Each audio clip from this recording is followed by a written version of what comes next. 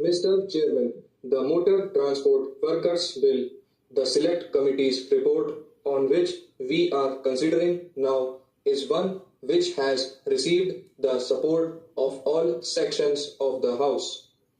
It is designed to standardize the conditions of service of the workers engaged in this industry and to give them some, at least, of the important reliefs which workers in general in the country get.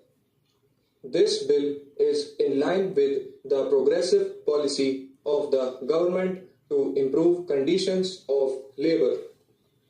The opposition members, at least some sections of the opposition who castigate the government for ignoring the interests of labor, should remember that this is one more measure with which they agree, and thereby, while blaming the government, they should keep this in mind.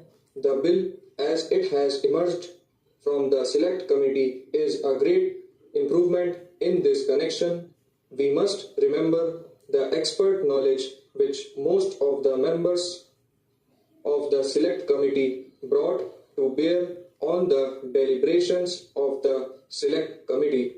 I consider it to be one of the well-constituted committees, in as much as there were many members on this committee who had specialized in labor, both from the opposition sections of both houses as well as from the Congress side. We were fortunate to have a Union ex-Labor Minister on the committee whose knowledge really helped the committee to come to very successful conclusions. The Select Committee was also assisted by persons engaged in this industry, both employers and labor.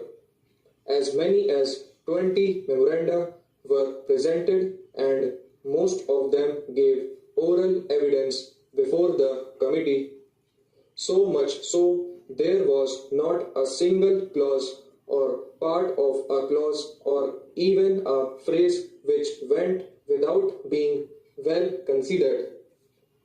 That is how the bill has come to be a great improvement on the bill as introduced. I personally think that the deliberations of the committee were so very well conducted that the report has come to weigh more on the side of the employees, and therefore there is likely to be no room for complaint in this connection.